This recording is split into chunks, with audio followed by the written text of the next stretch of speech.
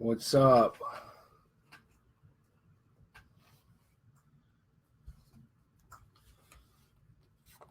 So today is number 27. What's up, Lindsay? Day number 27 of the Easy Digital Profit Network 30-day Facebook challenge. And I'm here in Michigan, and everybody here is getting ready for the Michigan State game, which I'm one of them. So I wanted to come in and get my live in early. And so I prepared, yesterday was just kind of winging it a little bit, but I prepared something today because I ran across an article last night that really hit home for me. And so if you're a parent of children out there, this would be very good for you. And so with the launch of my upcoming mental toughness training program, I think it's vital to get information out there. And so I'm going to do this in two parts. Today's going to be part number 1. We're going to cover 5 of 10 things that kids who are not mentally tough have parents that do these 10 things. So because I believe there's a lot of content, I want to get right into it. Sharon Peterson, thanks for joining. So I think you'll appreciate this. And I got to say a disclaimer at first, because I don't want this to be an indictment on all parents. I am not aware of the circumstances in everybody's home. But I will say that as a parent myself, I am guilty of a lot of these things myself. And I have been trying to change those things. But I will say that my mental toughness course that's upcoming addresses all 10 of these. All 10 of these have been addressed inside of my online course, and obviously they're addressed in my coaching program. So let's get started. So number 10, we are not instilling our values in our children. And the way I'd like to put this is, we get so tied up in the hustle and bustle and the chaos of everyday life that we're not really showing our children what our values are. So don't let everyday life and the things that are going on prevent you from instilling your values upon your children. And I say this because it's so fast paced. Everybody's moving so quickly.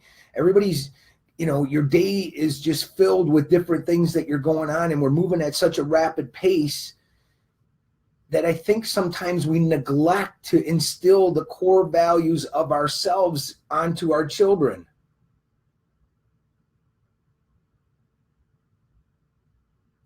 So don't let that happen to you.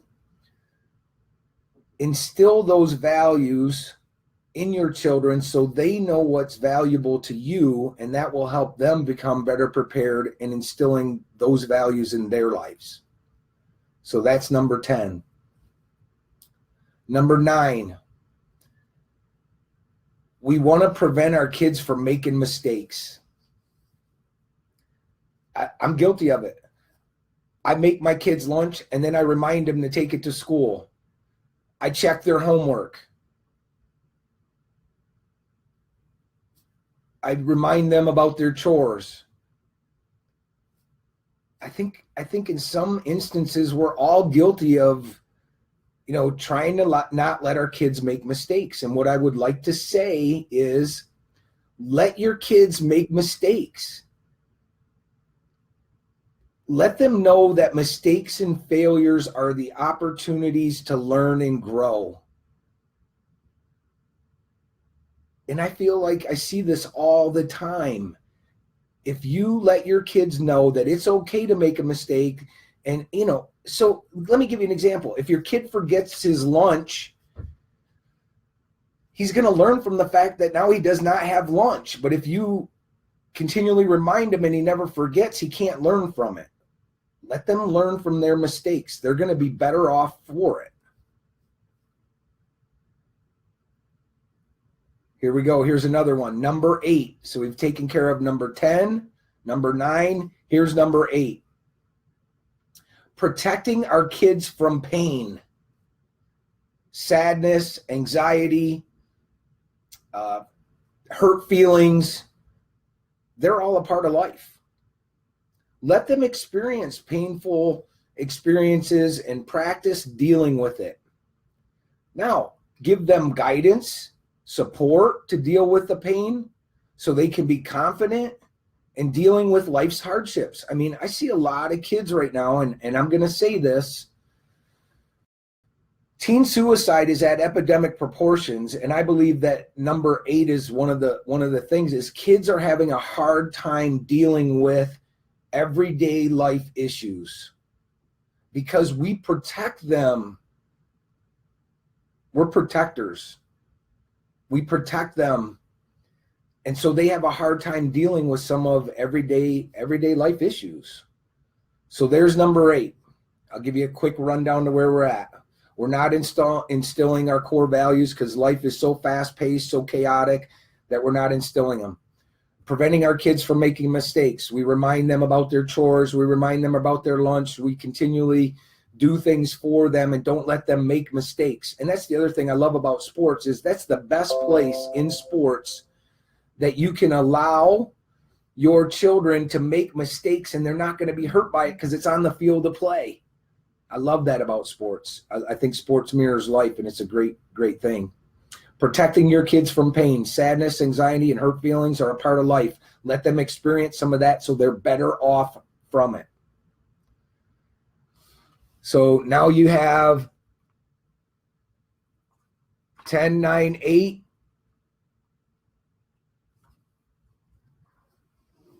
Seven, we let kids avoid responsibility. We let them skip out on their chores. We avoid giving them a part-time job after school or something responsible for their own age group.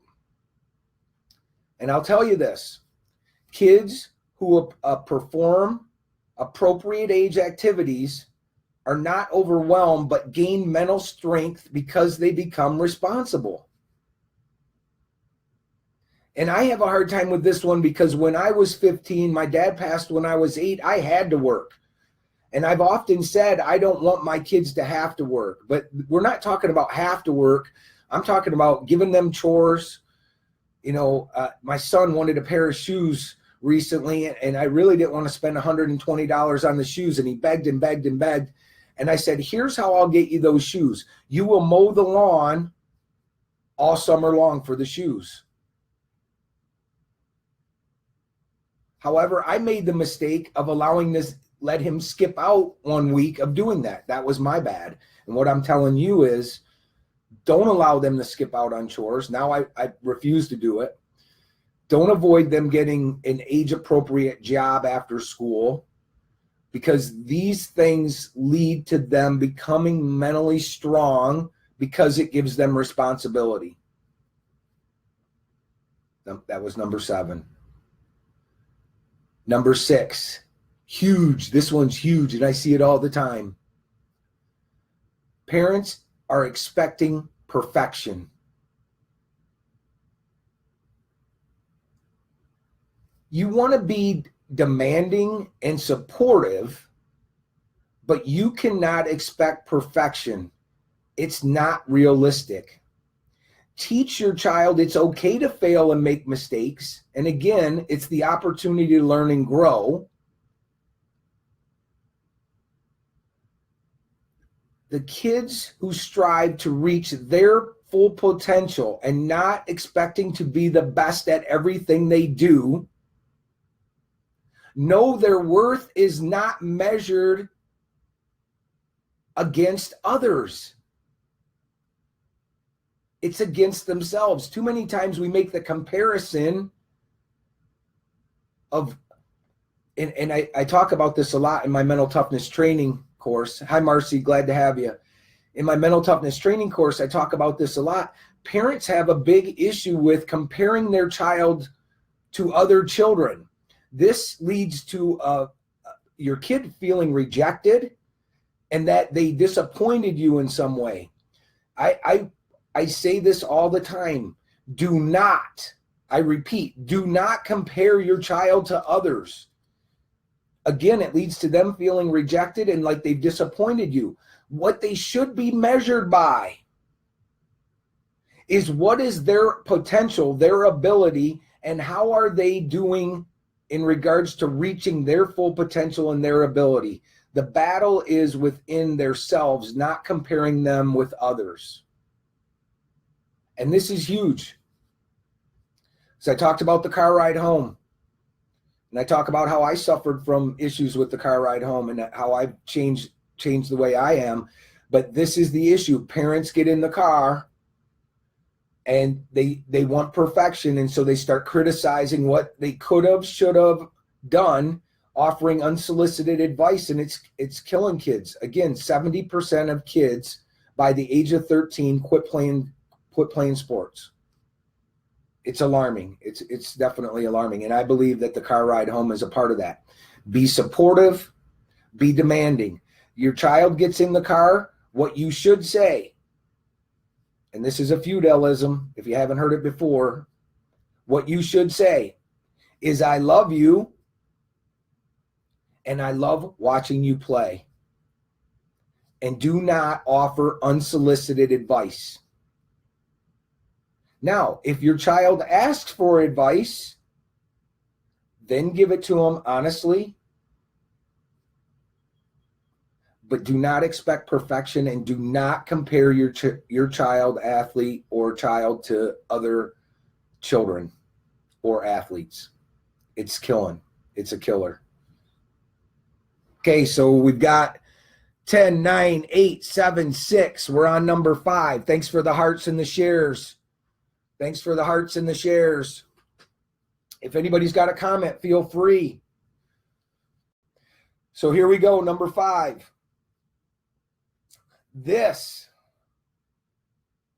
Yes, it will be. It'll be. Hey, Chris, this will be on my site. And I'm going to do because I believe I'm giving so much information, I'm going to do part 2 tomorrow, which will be the 5 through 1. But we're at number 5 right now. And everybody who's on here needs to listen to this one, because I believe this is critical. Giving kids more power than we have. We do this a lot. We let our kids tell us what we're going to have for dinner. We let our kids tell us where we're going for vacation. We let our kids tell us if the dentist appointment is all right with them. I see it all the time. I literally was in line somewhere, and the woman was on the phone talking to the dentist office and said, let me check with Johnny to make sure that it works for him. Are you kidding me? Are you kidding me?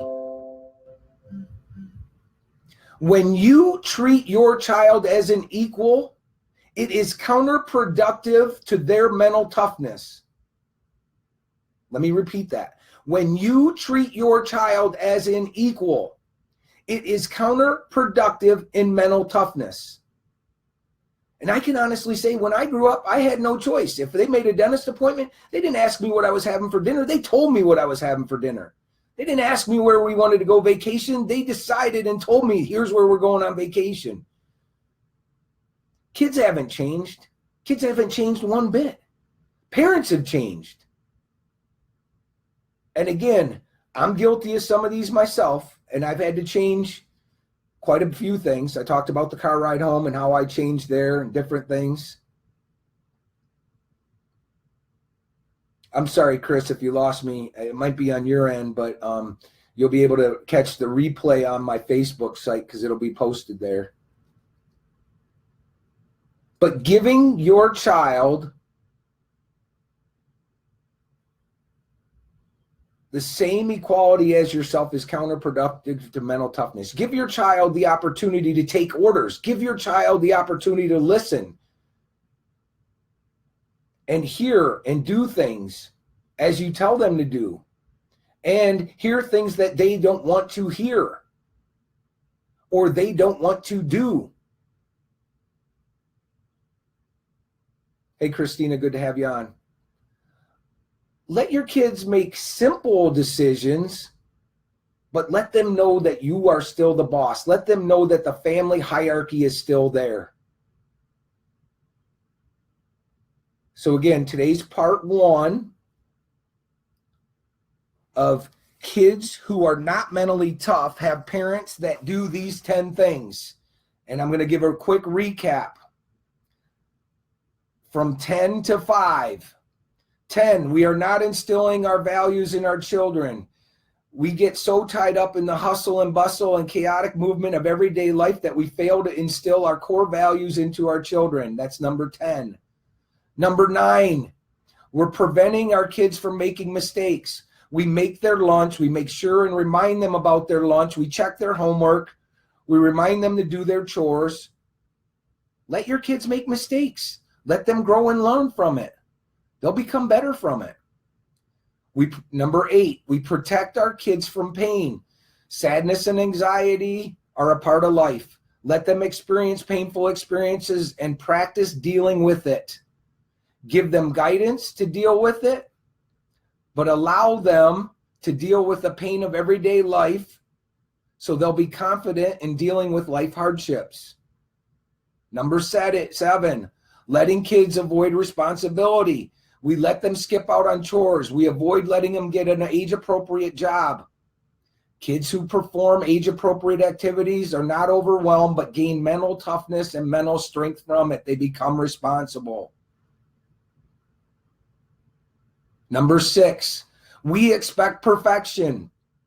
By demanding, we want to be demanding and supportive, but we can't expect perfection. It's not realistic. Teach your kids it's okay to fail and make mistakes as an opportunity to learn and grow. Again, kids who strive to reach their potential and do not expect to be the best at everything they do know their worth is not measured upon others' worth. That comparison to others. Please never compare your child to someone else. They feel rejected and that you feel like they're a disappointment. Do not do it. Number 5, giving kids the power over you in the family hierarchy. Do not let kids tell you what to eat for dinner. Do not let your child tell you where you're going on vacation. Do not check with your child to see if the dentist appointment is okay. Give your child the opportunity to take orders, listen to things they don't want to hear, and do things they do not want to do. Let them make simple choices and simple decisions, but let them know that you are the boss. So there's a recap. I'm going to go through, some people have been on here chatting, and I've been busy. Let me just get my screen straight here. I apologize. So what do we have here? Someone said, hey, Christina, again, I said hello. I may need to book an appointment with you. You know, I've had a lot of people inquiring, and that's the reason I'm doing this, is my online course is getting ready to launch, and it's extremely valuable touching on these things. My daughter always says when I don't give in to her, you're not my friend. Hey, that's perfect. That means that you're doing something right. You are doing something right. There is a family hierarchy. Just think back when you were young. And I had a very tumultuous childhood. My dad passed when I was 8, and there was a lot of issues that took place. If you care to get my book, my life story is in that book, and I'm not here to push stuff, but it's a good one. I tell my kids I'm not their friend. Yes. My wife needs to listen to you. Yes. I struggle with that as well. Someone asked if this was going to be available. It will be available. Someone lost me and it was on their end, because obviously I still have you on the line. All right. So a good majority of my people are in Michigan. We're getting ready for the Michigan State game. I prepared this because I read an article this morning that was in Inc. magazine and thought, how valuable is this? Here's my top 10 on why kids aren't mentally tough and what their parents are, the top 10 things that their parents are doing. And that's why they're not mentally tough, because it's not kids, it's parents. And again, this is not an indictment on all parents. I don't want people to feel like I'm generalizing, although some of them are generalizations, but I will tell you that I've suffered from a good majority of these, and that's why I'm bringing it to your attention. I started wondering why I felt disrespected, why I felt like my kids were taking advantage of me, why when I gave my kids everything that I never had as a youngster, did it feel like they had no appreciation for it? And also in my course, I find that this generation, after polling over 100 parents, lacks empathy. They lack the ability to put themselves in other people's shoes. And I touch on that in my course. That's not a part of what we're talking about today. All right, so there's your 10 through 5. Tomorrow, expect the remaining 5. If you didn't catch the beginning of this, I think this is very valuable content for parents of children out there. If your kid's not mentally tough, one of these or several of these are probably things you're doing. And again, my online course that's getting ready to launch addresses all of these and so much more. Hey, I wanted to thank you for joining me. Day number 26 is in, or 27 is in the books. I only have 3 more days to reach 30. Appreciated everybody being on the line. Thanks, Lindsay. Thanks, everybody who was out there. I see Crystal Green, Brett Harden, Christopher Smith, Pam Shillman, Samantha McKinley, Gina Matthews, Bob Nasanovich, who I grew up with him and went to school with him, Midge Gooch, Jennifer Sabin. Hey, by the way, Jenny Miller inquired about this, and so this online course, I'm going to be doing some for Swartz Creek schools. So I would like to actually get with Jenny on that, because I would like to personally have her coached through the program when I launch that, and that's going to happen in January here locally. So anyways, thank you. Thank you all for joining me. I value your time. I know how important and precious time is. Thank you for taking time out of your day to joining me today. And I will see you tomorrow with the remaining 5. Peace.